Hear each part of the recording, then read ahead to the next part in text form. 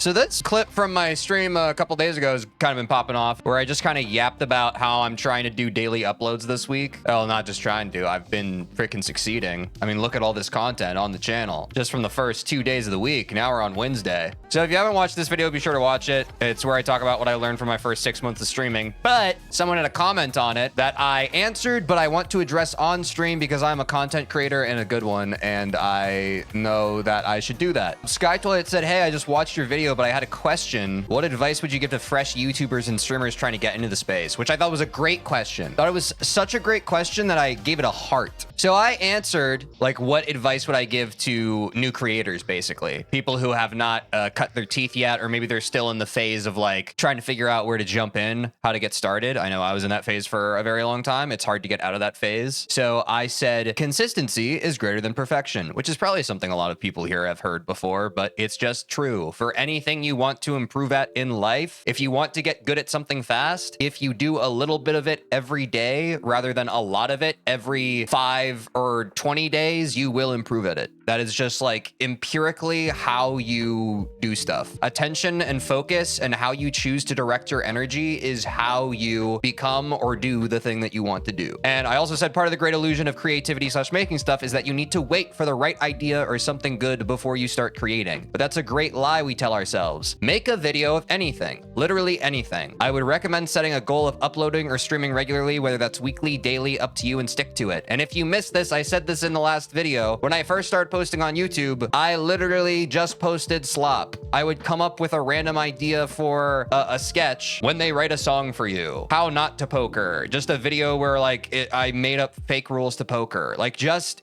stop being so precious with your ideas. If you have a random idea, like any of us can come up with ideas. It doesn't have to be a good one. It doesn't have to be the next freaking Undertale Deltarune. Like if you want to make a YouTube video, clearly be like, I really like going to the zoo. Let me make a video where I talk about the zoo. And then like your super perfectionist brain will be like, oh man, well I need all these visuals. I need to do it like commentary style. I need a bunch of fast cuts. No, just like, you don't even have to show your face if you don't want to. Like just record yourself talking about how you like the zoo. I think that's the hardest thing about creating is like, a lot of us can be visionaries for these really great, robust ideas. But if you can't do like a very simple delivery of the idea, you're gonna have a hard time, like genuinely. There have been so many ideas I've had over the years that I haven't been able to strategize on how to just like pare back and make them simpler ideas. And then I end up not making them. Every single thing that I have created successfully that has some sort of product for it, you have to believe that the conception of that idea was bigger than what it looks like. But you have to pare back. You have to simplify. You have to just be like, okay, but what if I literally had to get this done today and there was no other time to do it? So that's where my reasoning for that comes from. And that's why you should make a schedule, because the schedule is not to like lambaste yourself. It's not to beat yourself over the head of like, oh man, I have to make super awesome videos every single, no. In fact, if you have a day where you don't really have a good idea and you're literally just like, you make a 10-second video where it's like, I couldn't think of anything.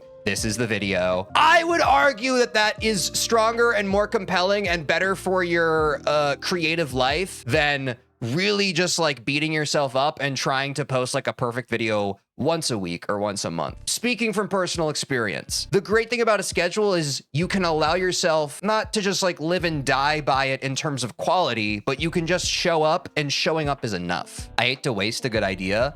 Well, and what do you mean by that, Sam? Because I would argue that your responsibility as a creator is not to uplift and make the idea as great as possible. That is the responsibility of your ego, and that's the lie that your ego tells you. Your responsibility as a creator is to take your idea and make it tangible. Create it, see it to fruition. It's not a wasted idea if you give it like a heart and a place to breathe in. It's not a waste. That is your ego speaking. But this is a hard thing to convince people of. I mean, don't get me wrong. If you're the kind of creator where you can like sit down with a really great idea and take your time and toil and make the thing very, very good, that's fine. But I am saying that if your goal is to grow on any sort of platform as a content creator, where undoubtedly now we all understand that it is a numbers game where quantity is rewarded over quality, if you painstakingly spend hundreds of just hours of yourself and emotional energy into something and then you post it up and then it flops, you're going to combust into flames and be upset. Better to have loved and lost than never to have loved at all, I suppose. Yeah.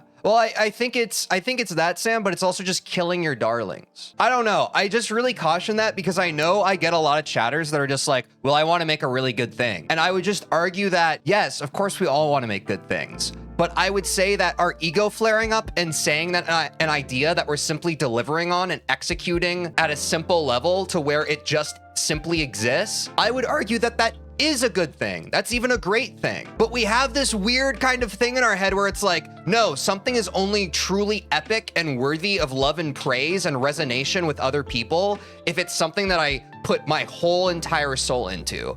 And I'm not saying you can't do stuff like that. In fact, I think you should. But I'm arguing that if you can do that on a more frequent basis throughout your life without toiling over your one magnum opus that you just allow to just exacerbate your ego over, you just get stuck in this feedback loop of just like, it has to be great, it has to be great.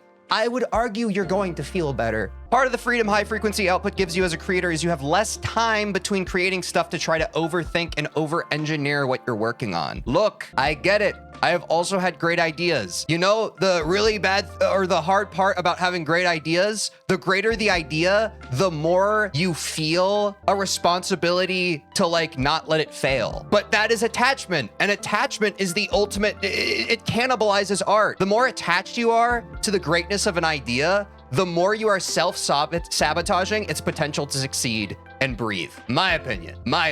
The more you are attached to art, the more it desperately will elude you. Or not so desperately. Well, not so desperately elude you. That's the thing about art and creativity. The more you're just like, man, you need to be like this, the more art's like, I don't want to be like that. And then you have this friction. I had a video with 70K views that I didn't like, and as soon as it wasn't my most viewed, I deleted it because I didn't want it to be what I was known for, but it also was bringing in viewers. Yeah, see, that's also self-sabotage. What's up, Samara? I want to share this because I know, like, whether it's creativity, whether it's art, this is the main problem we're all facing right now. It could be something as simple as like, oh, I want to get outside and take a walk more. But then like something in our brain is just like, I'm not going to do that. You know what I mean? I think the biggest thing that those of us who are online in this day and age, like it's very hard to figure out systems that work to achieve what we want to do. All that's to say, I don't think this is strictly creative. I think this is just a good philosophy for life. Right. Perfectionism kills creativity for sure. I think the hard thing about perfectionism though is I think we all,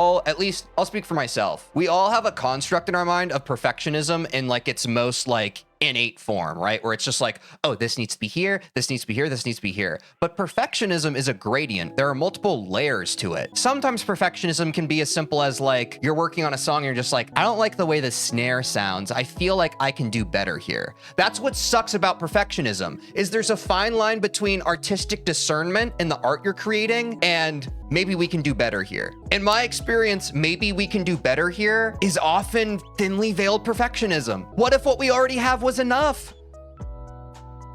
Maybe we could do better here. Does it matter if we could?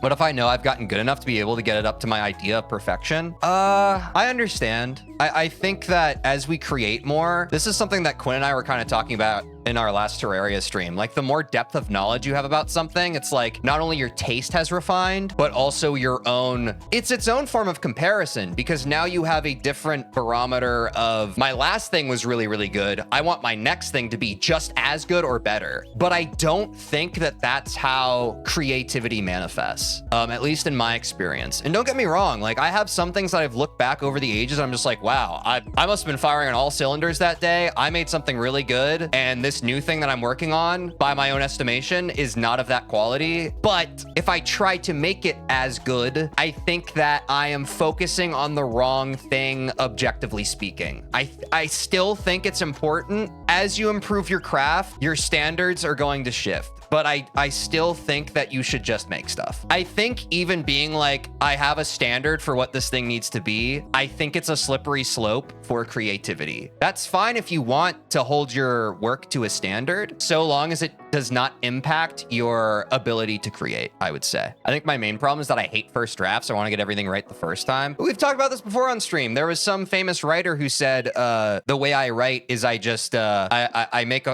a first draft where I get everything on the page, and then I criticize and I make revisions until I can't criticize it anymore, right? Sam, the most empowering thing you can do with a first draft is just completely kill your darlings. Let it be word vomit. let it be like stream of consciousness bullshit. I think that's easier said than done for sure, because I know some people like they really agonize over first drafts, and that's something like I typically don't experience writer's block right at the start of something. I experience writer's block when I'm deeper into a project, when I have more potential for pretense on what the thing is to seep in. But when I'm truly starting from like a blank canvas, I'm just like, oh, butter pecan scotch, poop, oh, diarrhea, ass, Victorian era architecture, just fucking, it doesn't matter.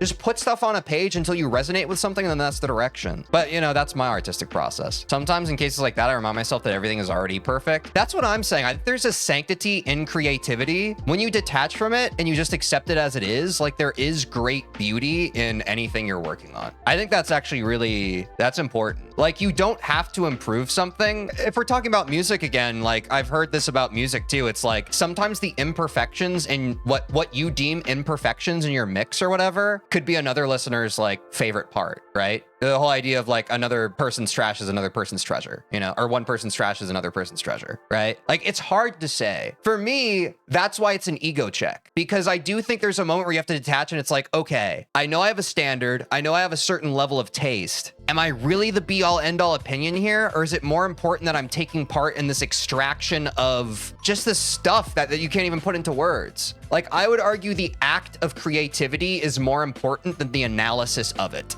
Something more specific, I have several essays written. What's a good thing to put in the actual video? Oh, what do you mean by a good thing? You mean like a good edit? I don't know. Plain text. I would argue if you have several essays written with the intent of making them into videos and it stands that you have no videos made, just make a video out of one of them. You don't need a perfect edit. Whether it's like, if you want to do a face cam, you can do a face cam of you just reading the essay on camera. Whether you want it to just be text on a screen, that's fine. But I would really not belabor like how it needs to be. For me, the worst writer's block is starting and not finishing. So yeah, your mileage may vary. Your mileage will always vary even, yeah. Exactly, yeah. Look, it's a complicated conversation to have. And it's also especially difficult because I do genuinely believe that even as we discuss it, there is ego inherently involved with it. When artists discuss their process, like part of an artist's process, ego is involved. As much as you would like to be detached from it, when you speak of your process, you're still just like, it's still you. It's still your creative self. But all I can tell you all is what has worked for me. And the things that have not worked for me are when I try and compare something to something that already exists, whether it be someone else's work or my own. And it's when I try to make something into something it's not. Are you saying that you find it sad that ego is involved? I don't think I know what you mean by that. I'm saying that there's an ego trap that happens with creativity. I'm just gonna finish my point. This is what has taken me years to learn, so please try to take this to heart. If you experience what you believe to be as resistance to the schedule you've made, this is talking about consistency as an artist, as a creator. It's almost always actually signal that you're being too precious with the stuff you're making. Burnout comes from resentment. Resentment comes from working too hard with too little tangible return. So if you are focused on the outcome of the thing you are making, that is what breeds resentment. That is what breeds burnout, in my opinion and in my experience. So I would say detach yourself from the outcome and work less hard. The more you beat yourself over the head with a standard of what your idea of creativity or creative output should be, the more you self-sabotage. And the reason why I say not to give up on the schedule you've made is because I take this resentment, I take the stuff that's burning under it, and I'm sure I do what a lot of you have done. I misattribute it to the frequency. And it's like, no. Frequency is your Bible. As a creative, you want to be creative every day. That's what you want to be at. The resistance and the bad feelings, the friction you feel, I believe comes from your expectation. If you were a writer and you were able to write every day and it felt easy, I would argue you would not be burnt out by it. The burnout comes in from all the times where you're writing and you're just like, oh, this is shit. Oh, this is bad. This isn't really right. Oh, I need to change. Like creativity, when you let it live and breathe, is the easiest thing. But once we get in there and we're just like tinkering too hard and we're just like, oh, this isn't good. Or then like, you know, like that's where it gets hard. That's where it hurts. I don't know. Actually, no, I do know. I'm positive about this. Be kind to yourself. Be patient. The answer is simple. Remembering to live it is not so easy. I feel crazy.